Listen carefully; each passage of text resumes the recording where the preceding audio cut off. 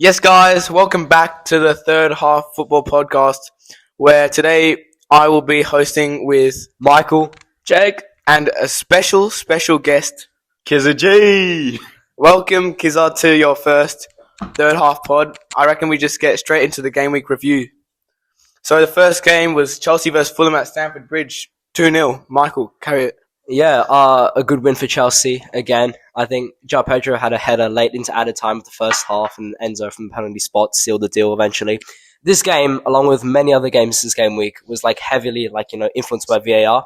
So there were two main VAR decisions. The first one was Josh King, an 18-year-old from Fulham, who looked really, really good, scored from a counter-attack by Sander Berger, but Muniz's tackle on Chalobah in the build-up was deemed a careless challenge. And the second VAR thing was how Enzo got his penalty after Sessegnon made his body unnaturally bigger by extending his arms to block across from Trevor Chalobah again. And Marcus Silva even more annoyed in the penalty check after João Pedro had apparently made a handball during the process. I thought the penalty for Chelsea was okay, but I think the first half, ref got it wrong. I think the Premier League put out on their socials that the ref got it wrong. He's going to be, I think, out for 1 game week. And I think that goal, if it was given, then Fulham could have carried that momentum and probably won that game because they were dominant in the first half. Yeah, I have to agree that was definitely not a foul, although I'm pretty happy because Cucurella's in my fantasy team. Yeah, also adding on to that, I thought it was pretty natural, his movement, and I thought Chalobah was the one who dived into it, and he ended up on the floor. So it was a bit unlucky, even though Fulham played really well in the first half, and the second half, actually. Yeah, I do think Fulham were much the better team, especially throughout the first half. So I don't think it was a deserved victory for Chelsea, but nonetheless, 3 points is 3 points. And I think Delap injured his hamstring, midway through the first half, so he came off, and that caused a bit of issues around that transfer. Yeah, look, Tyreek George, he didn't really impress me. I think that the Nicholas Jackson callback was a bit unnecessary, but I mean, they got to do what they have to do. They brought back Mark Gui, if that's how you pronounce it, I think. Yeah, but yeah. The Delap injury, I think Chelsea overreacted a little bit, calling Nicholas Jackson and then Mark Guiu after. But they've got their second striker, so they've got their player. So they've got a second striker to follow up with João Pedro. He's probably going to get a lot of minutes in the next 2 months when Delap is injured, but that probably means Palmer slips into the 10, Esteval on the right, and on the left is going to be who was it going to be? Neto, probably. Yeah, probably. I also think Enzo Fernandez deserves a shout. Man of the match, I think he played superb. Played the full 90 minutes, scoring that penalty. But yeah, I just thought he was impressive all around the game. Yeah, I think Enzo did really well, as well as João Pedro. He got his goal and a goal line clearance very late on to hold on to that clean sheet. I think although Fulham lost 2-0, I think Bernd Leno, had a really, really good game, made good saves against Reece James and Esteval, which prevented a further loss. Yeah, I think Fulham should hold their heads high. I think their defense was good. But let's move on to the next game. So, Man United versus Burnley, big talking game. Jimmy, take it away. Look, 3-2 Old Trafford. I think that late penalty, crazy winner. I'm just surprised that Bruno Fernandes didn't miss it again after a miss in midweek and then missed last week. What are your thoughts, Kieran?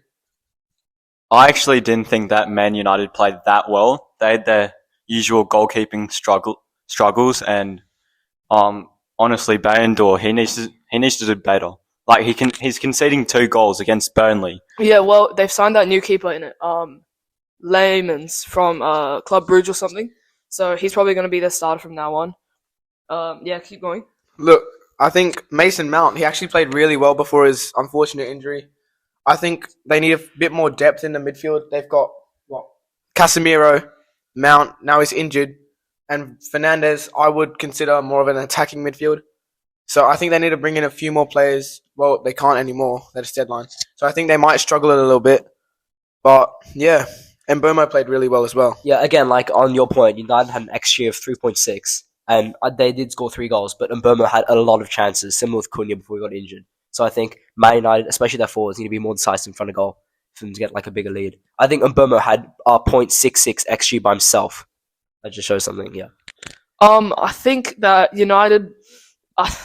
Jimmy, you said they need more depth in the midfield.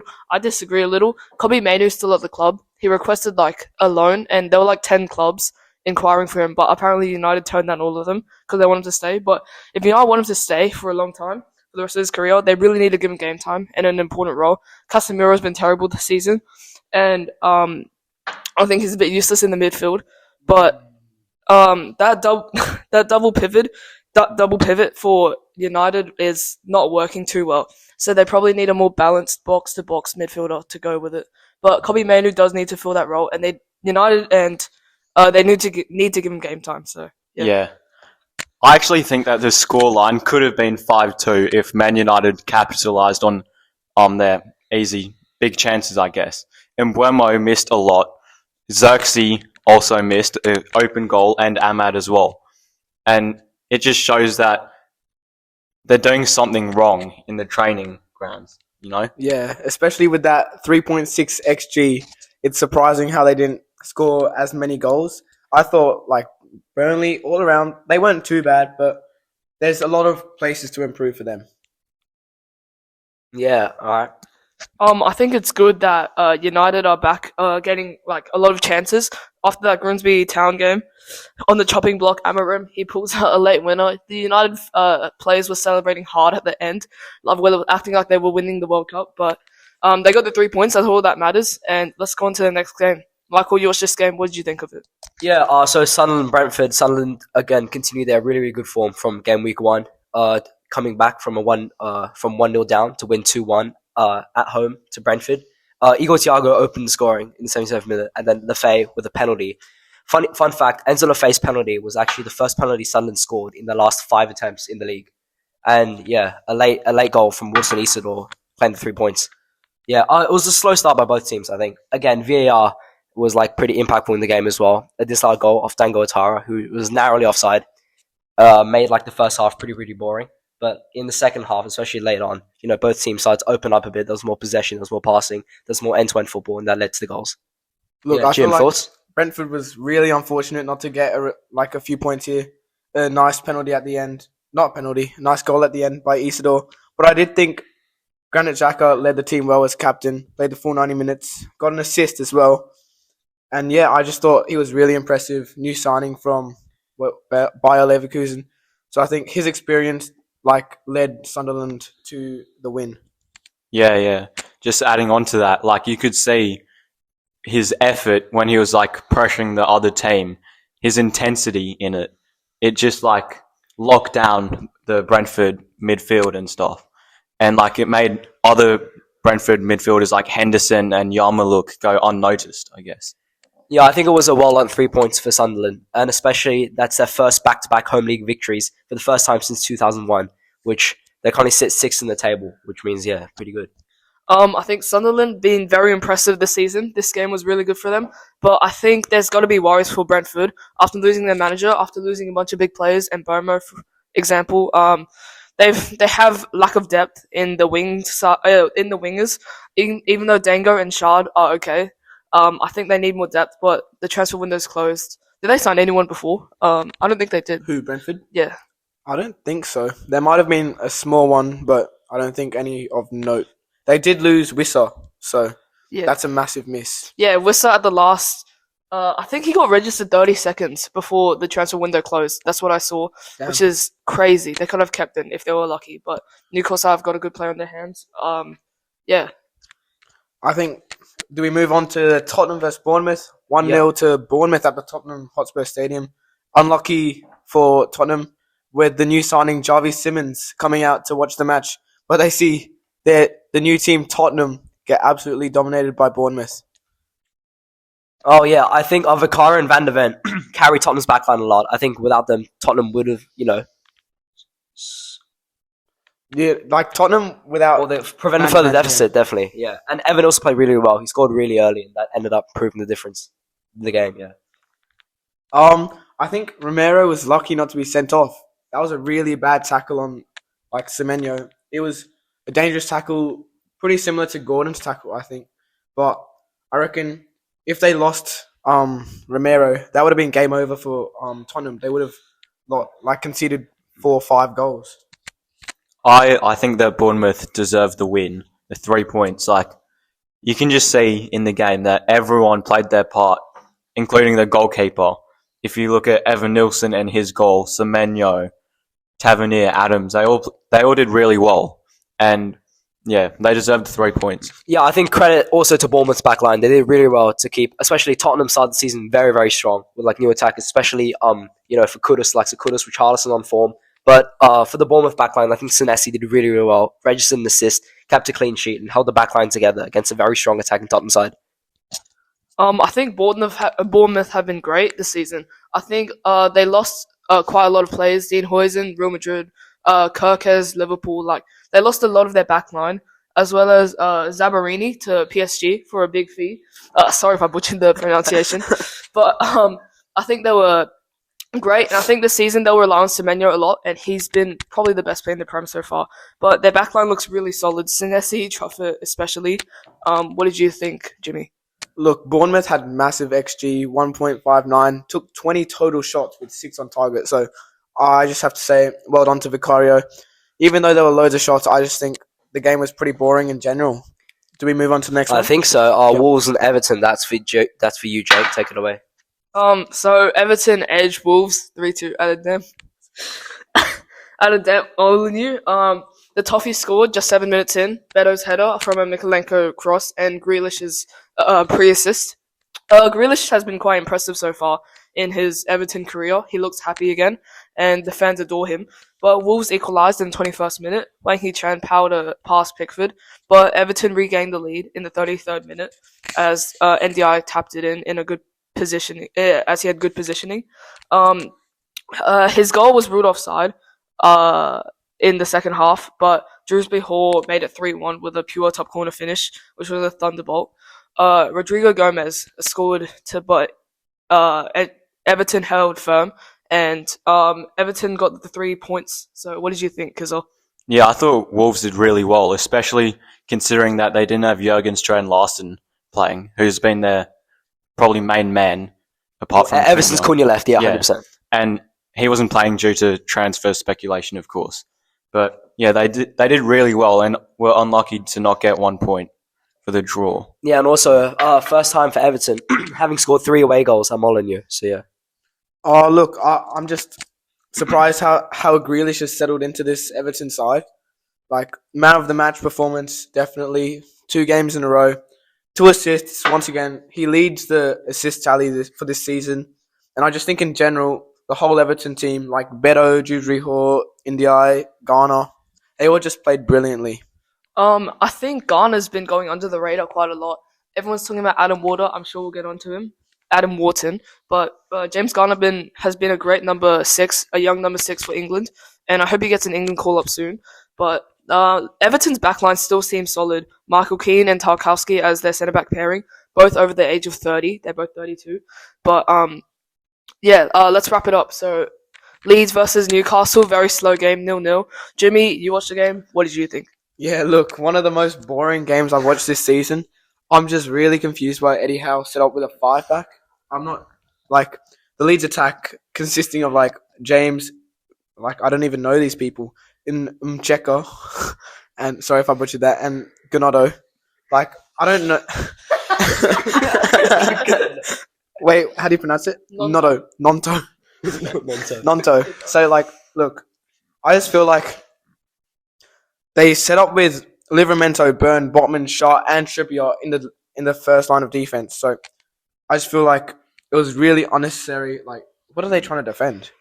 Yeah, and also their front 2 pairing of Osula and Jacob Murphy, wasn't the one for Eddie Howe. And I think especially, Leeds were putting wave after wave of attack, even though it was like pretty boring. Pope should be given man of the match for his excellent performance to keep the clean sheet. Yeah, I was just pretty disappointed with Osula, especially since he scored against Liverpool, and I thought he might have continued his run of form into the Leeds game, which should have been pretty easy. But I just think they got it wrong from the start. I thought Osula could have done better, because one of his first starts under Howe, he just missed some easy opportunities, especially that one ball, which he could have first time finished, but he took a really shocking touch. Like, Michael, what are your thoughts? Yeah, again, I think it's like a pretty boring game overall. I think there wasn't much from both sides. I think a 0-0 draw, was the right scoreline for that game. Jimmy, I think you're being a bit hard on Asula. He's just 22. He's just coming to the league. Let's give him some time first. But they've also signed Wissa, and now they signed Voltamade, which is a big money signing. We'll get onto that. But anything else to say? I also feel like Jacob Murphy missed his opportunity to start in the team regularly. Because if he had done well, he could have replaced Anthony Alanga, who's going to probably start as the right winger for the rest of the season. And yeah, he just messed up his chances. I thought Eddie Howe got this game completely wrong. I think Alanga and Barnes were worthy of a start instead of Asula and Murphy. So I don't think their attack was as good as it should have been. And Tonali, back from a really bad shoulder injury at Liverpool, his first game back, even though it's been 1 week, I think he played really well. So moving on to the Brighton versus Man City game at the MX. Yeah, so shocking result for Man City again. You know, they're feeling like a similar downfall to what happened towards the early part of the 24-25 season. A 2-1 loss to the Amex. Brighton come back from a goal down to snatch the 3 points late, claiming their first win this season, while City sit in 13th place after only 1 win out of 3 games. 2 losses as well. For a team that spent a lot of money on transfers, you know, it's a pretty shocking start. It feels like City doesn't have that fear factor about them anymore. Like, even though they're still a great team, teams just aren't scared of them. But Brighton played well in the second half, especially. I thought they were pretty dominant, but City dominated the first half and they still lost. So, what did you guys think? Even though they lost, I think Trafford surprisingly played quite well. Like man of the match for me, but I think after a really, really bad game, at where was it, Spurs, I think that it should be commended, his performance. But I feel bad for him also because Donnarumma coming in, I think Trafford could lose his place, and Edison leaving. So yeah, what are your thoughts, Kieran? Yeah, I just think that with Rodri back in the squad, they shouldn't be losing to Brighton. And last season, everyone thought that because Rodri was missing, that was the problem. But Rodri's back and they're losing to Brighton, so it's obviously a different problem that they need to solve under Pep. Yeah, I agree. Yeah, again, I think throughout, like Jake said, throughout the first hour of the game, City were really dominating the ball. Big chances for Erling Haaland. You know, the game could have gone away through the first half, but then it was only the 1 goal towards half time. I think the 60th minute was really important because substitutes from Brighton, James Milner and Brian Gruder, proved the difference because Milner scored a penalty in the 67th minute, becoming the second oldest scorer in Premier League history, and a late show from Gruder from a pass from Matoma to cap off 3 points for Brighton. So yeah, I think City definitely need to prepare for for a better result, and they have to prepare themselves for the Manchester derby, after the international break. I just got a quick question. As Donnarumma comes in, who do you think starts? I feel like Trafford's performing well, but a player like Donnarumma, I think he will get the nod in front of Trafford, at least for like a few games. Personally, I think Donnarumma's a bit overrated, 50 mil, but he can't really play with his feet.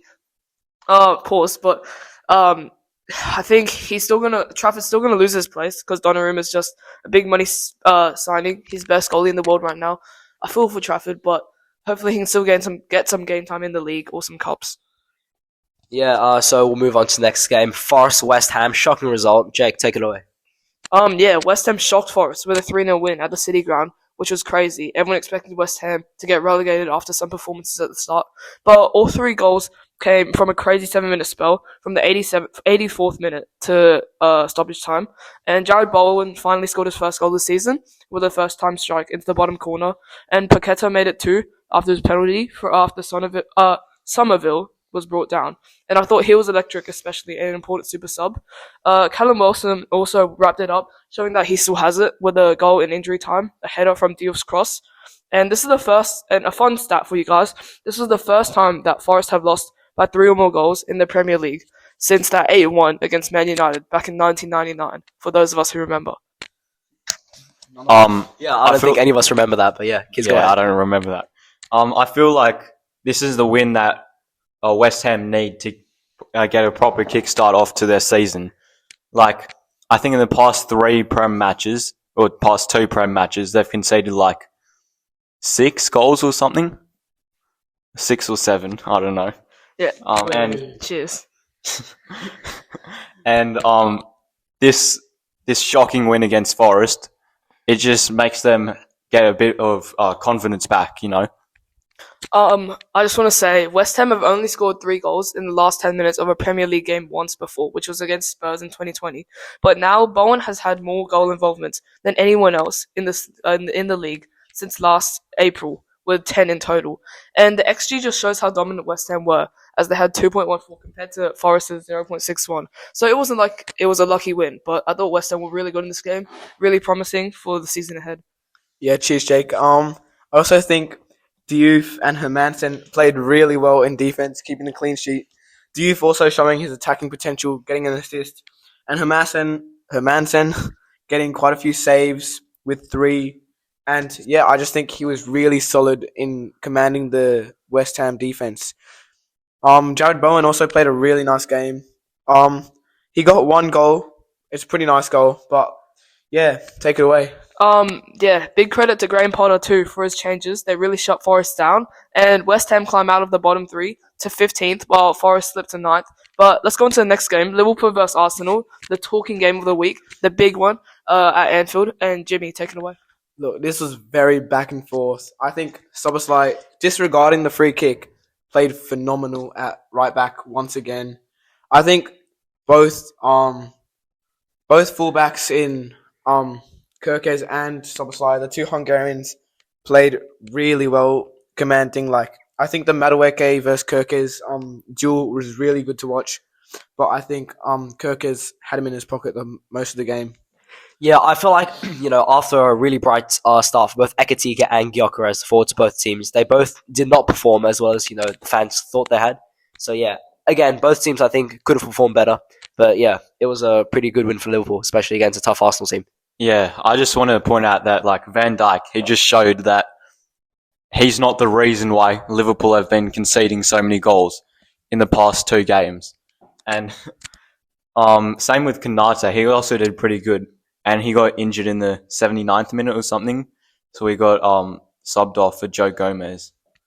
Kizza, as a Liverpool fan, are you happy that Konate's injured because he's been playing terribly? He hasn't been playing terribly, Jake. Well, he's been arguably... You're biased, alright? Nah, there's no point trying to explain it, okay? Alright, let's move on. But I think Salah was a bit poor in this game, as he has been in the season. He's covering it up with the late goal involvements, but I think he hasn't been his best this season, and I wonder if his age is starting to show. And with Isak coming into the squad, I wonder what formation Slot will play and what players he'll try to bench. Look, I think the Saliba injury in the 5th minute will be detrimental to Arsenal's race this season. I think the partnership Saliba and Gabriel have formed is amazing, but I think they won't have the same chemistry with... Who said back on? I think Mascara. it was Mascara, Yeah, but Mascara. they signed that new Hincapi, yeah. Although I think Hincapi is good, I just feel like the Gabriel and Saliba partnership will be too hard to make up for, and I think that was a really massive reason why they came so close to winning the title last year, sort of. Just a quick question for Jake. Didn't you say last week or 2 weeks ago that Jurriën Timber was one of the best right backs in the world? I said it in the league. I think... No, I'm pretty sure you said in the world. Yeah, Can you explain these comments? Wait, what was the context behind that? It was in the combined 11, Liverpool and Arsenal combined 11, and as a personal viewer of the third half, I'd like to ask how you can make such outrageous comments. Well, Timber's been great this season until this game. It's one bad game against Liverpool, which you can't really doubt. And even though he didn't have Gakpo fully in his pocket, he still stopped him most of the time. And Gakpo only got 2 shots off, didn't do too well. So I think he still did his job. And one bad game doesn't mean everything. So. And I think we just got to talk about that Soboslai free kick from 30 or odd yards out. Just a phenomenal free kick. Over the wall, Raya stood no chance, even though he had the momentum. Yeah, that was unbelievable. Probably one of the best free kicks in Premier League history. Probably not better than Payet, but... Oh, wait, there might be Glaze. It's not. It's not. As a Liverpool fan, it's probably in Top 5? I'd say way. that Trent's had some better free kicks. Yeah, I reckon it's top 20 all time. I think Zubamendi and Rice, a promising partnership, were locked up by Gravenberch and McAllister, two players who aren't in the greatest of form right now. But Yeah, I think we can move on to next game, the final game, Aston Villa versus Crystal Palace. Jake, you watched this one. What are your thoughts? Yeah, Palace won 3-0 against Aston Villa at Villa Park. I thought they were really impressive. Mateta opened the scoring from the penalty spot after Bizzo fouled Kamada in the 21st minute. A bit unnecessary from the keeper, but Villa nearly hit back before halftime, but Watkins was denied from close range. Gahey scored a curling strike into the top corner in the 68th minute, and before the game, everyone thought, oh, this is his last big moment for Palace before he signs with Liverpool. But fortunately, as a Palace fan, that transfer's broken down before deadline day, and he's staying at the club. The final goal was Lerma's long throw, which was flicked on by Lacroix and finished at the back post by Sarr to make it 3 later on. But now he's got injured, so that's probably a big talking point. But Kizza, what did you think? Oh, I thought it was a very underwhelming performance by Aston Villa, especially Ollie Watkins. A lot of people have him in fantasy, and as I always say, never go Aston Villa players. Yeah, again, like you said, Villa played really, really bad, like a really poor form. You know, they had a really bad start to the season. They're on 1 point after 3 games. That shows something. You know, for a Villa team of that quality, with Daniel Marlin, John McGinn, Morgan Rogers, Ollie Watkins. And I feel like, you know, although Villa had chances, they still needed to do better. You know, credit to Dean Henderson. Yeah, sorry, for a great performance in the Palace goal. Look, he faced 1.14 XG, so it's pretty impressive how he kept it all out. I think as a keeper, they don't get much credit, but I feel like he needs to get lots of credit for this game. Although I feel like Gahey, Lacroix, and Richards, Munoz, and Mitchell played a really, really good game. Yeah, and you could just see in the way that they played that they were very attacking minded. And I just want to ask, how did Guehi get so far up the pitch that he could shoot the ball at the goal? You know what I mean? Jake, you watched the game. I thought he was really attacking in that 3-back system that Glasner has at Crystal Palace. He allows one of the centre backs to get forward, and he's playing a really important role. And I'm glad he's staying at the club for another year or so. But Glasner said that he was going to leave the club if Guehi left, which is great for Palace fans. But what did you think of Yeremy Pino's performance, the new signing, 22-year-old from Spain for Palace? Look, although he just got subbed on with 20 minutes to go, I thought he was all right. He wasn't bad, but he didn't really shine bright like a diamond. Niche reference. Yeah. Fun fact: 6 out of 7 Gahey goals have come away from home, which is a weird stat because I would have thought they would have been at home. Yeah. Yeah, again, our Palace are now unbeaten in 14 matches in all competitions, their longest run in top-flight history, which kudos to them. But I feel like we have to go back to Villa just for a bit. Villa, you know, especially in the first 3 games, they dominated 58% possession, and they were unable to do anything in that possession. Yeah, so I feel like Villa definitely needs to perform better. And, you know, sitting 19th place after, they needed the Champions League spot last season, Emery could be, you know, on the chopping block. I feel like they also need to sort out their goalkeepers as well. After Amy Martinez has been under a lot of transfer speculation, Bizot has not been playing well at all. I think he's staying at the club though, so I think they should be fine for now. But he's still old though. Yeah, okay. I want to give a quick stat, which is Villa's 19-match unbeaten home streak is now over due to this Crystal Palace game, which is quite absurd how they've held that. But it just shows Emery's strengths at home in front of a large crowd. Yeah, funny you say Villa's 19th match unbeaten. They're actually 19th place in the league. So, yeah, that's really shocking from Emery. I think 1 point out of possible 9 is not what they want at this stage of the league. But, yeah, I think the Gahey to Liverpool move is really interesting because as a Liverpool fan, I really think that Liverpool need Gahey. But I feel like, Palace should be happy that he's staying. Yeah, I think that wraps up the Prem wrap. I think we move on to our next segment, which is Start, Bench, Sell. So, yeah. See you soon. Yes, guys, we're back, and I think Jake will be hosting this. Yeah, we won't be doing Start, Bench, Sell. That'll be its own video. Watch out for that soon. But instead, we're going to be doing ranking each top 6 teams, different positions. I'm going to give you, the midfield 3, front 3, and the back 4 and keeper. And you guys are going to rank them and, say who's better than who, right? Everyone ready? Yep, ready. Ready. Right, let's get into it.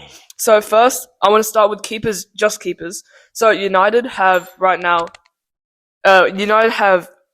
Wait, hold on. give me a Buy second. India. Yeah, Bayern, Liverpool, Allison, Chelsea, Sanchez, Raya for Arsenal, Vicario at Spurs, and Donnarumma at City. So I want you guys to rank them. First is easy. Allison. Allison. Yeah, Allison, easy. I'm Sanix is a Liverpool fan, so yeah, we're going with Allison. As And- number one. I think Do we David do Raya. David Raya? David Raya goes too. Yeah, I think he deserves it. Even though he's Arsenal, like, you got to put him there. Yeah, Raya's done really, really well. You know, the Arsenal's backline have been like really, really, strong in the past few seasons, but still, Raya needs to give credit for how much he's done in the Arsenal goal. I think it's really close between Sanchez and Vicario. But what are your thoughts, Kieran? I think Sanchez takes it away because Vicario hasn't been that. Wait, so have we just decided Donnarumma to be below Sanchez and Vicario? Yeah. Oh, yeah, I think so. Wait. Let's go back. No, let's go back. All right. So, are you guys putting Donnarumma above Allison or not? No. No, All right. So, are you gonna put him above Raya or not? no, Above Sanchez or not? Probably. fine. Okay. So, Donnarumma 3. Yeah, Donnarumma goes third, definitely. And what were you going to say? Sanchez above Vicario? Yeah, Sanchez. Look, I disagree. So, mind that stutter. But I do disagree. I think Vicario, even though he let so many goals in last season, I think it was because of Ange's really high line. I reckon without Vicario, with a keeper like Sanchez doing all these like aura farming saves and whatever, I feel like they would have conceded much more and might have been in contention with relegation. But I'm not sure. Oh, I'd actually take Vicario over Sanchez. I think Mr. Egghead's like not doing, he's been doing fine, but his like form is so bad.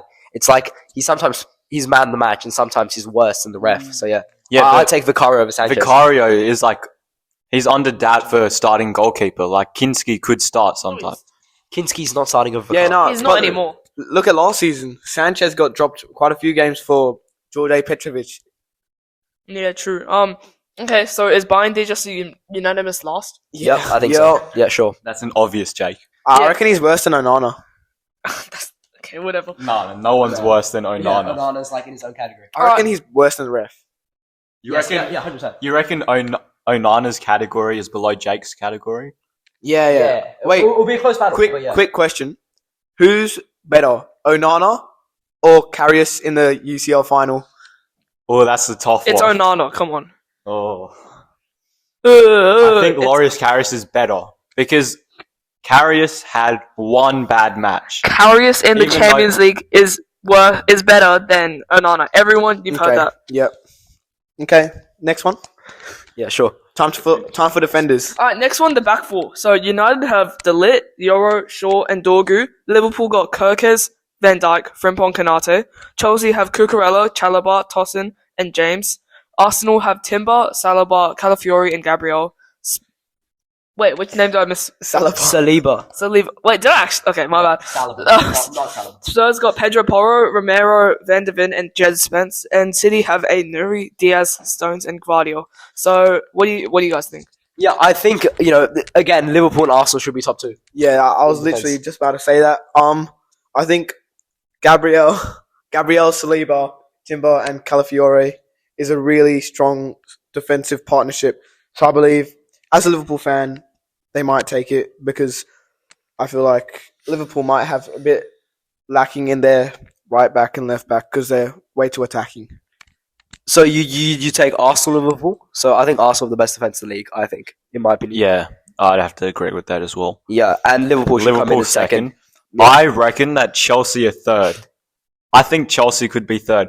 They've just won the Club World Cup. Yeah, And I think so. They're, I think, second in the league right now, and they're looking really good. So I think they've got to go third. Especially when Reece Especially James is... Cucurella. Again, Cucurella and Reece James on form. When Reece James is not injured, he's a really, really good player.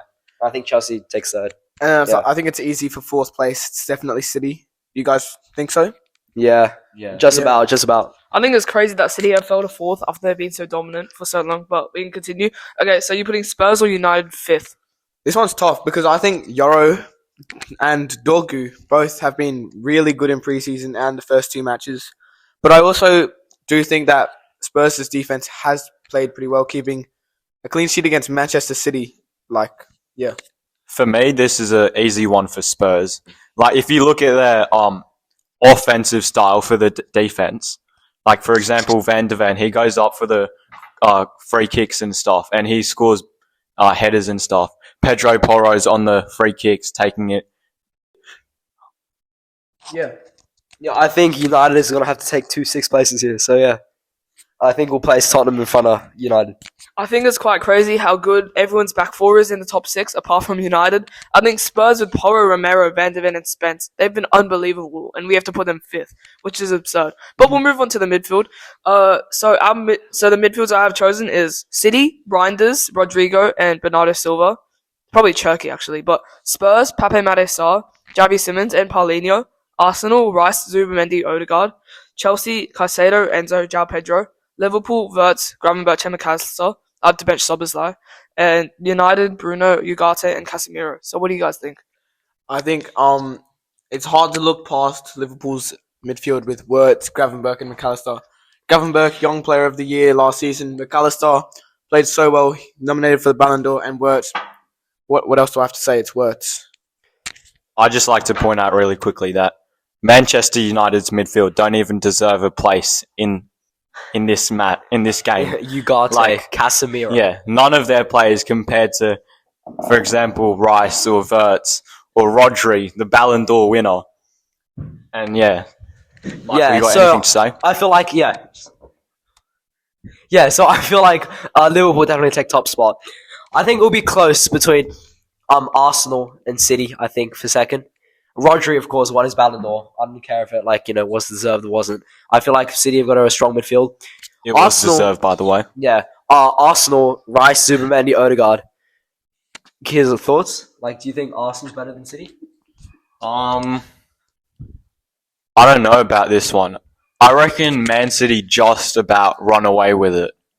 Because Zubamendi, he hasn't looked that great, in my opinion, for his first few games at Arsenal or even at Real Sociedad, to be honest. And I disagree with you. I think Zubamendi has been brilliant with Rice. So yeah, I think they deserve a spot at Yeah, okay, Jim, you can stop there. I would take City for second, Arsenal for third. For fourth place, I think, do we go Chelsea? Yeah, Chelsea. Or Spurs. Spurs? I'm surprised with Chelsea Xavi is Simons. so low. I think Chelsea should go third. Chelsea. I think they transferred Enzo in for 100 million. Caicedo was something like the 90s or 80s. Yeah, similar. Yeah, I thought Caicedo was a very expensive transfer. But yeah, they've both done well, I think. So, especially you put João Pedro in the midfield. Yeah, that definitely puts Chelsea up there. So I think Chelsea for third. And by the way, João Pedro is a striker, not a midfielder. Yeah, thank you, Jake. I think Spurs midfield is going a bit under the radar. I think Paulinho, what a signing, what a bargain. Pape Sarr has impressed me a lot during preseason. I think also Javi Simmons, that new signing. I'm just excited to watch him light up the field with Spurs. Yeah, I think he's definitely starting for Spurs. So I think we go first with Liverpool, yeah. and then second Arsenal. Arsenal, wait. So where does City fit in? City second. City second. Chelsea third. Chelsea Arsenal third, fourth. Arsenal fourth, Spurs fifth, and then United with a hat trick of sixth place. So United back in Jake category. I think you guys have been quite harsh on Spurs so far, but we'll move on to the front three, the big one. United have Mbeumo, Cunha, and Sesko. Liverpool have, right now, it would probably be Isak, Ekatike, and Salah. Delap, Palmer, Neto for Chelsea.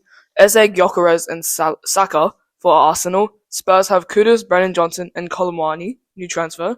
And City have Haaland, Cherki, and Marmoush. So, what do you guys think? This is actually really close. I think United don't deserve sixth place here. I feel like Mbeumo, Cunha, both proven in the Premier League. Sesko, you saw what he did in the Bundesliga. So, Kiz, thoughts about United's positioning? Unfortunately, Man United would have to go fifth for me. I think they just about beat Spurs with Kudus, Johnson, and Kolomwani.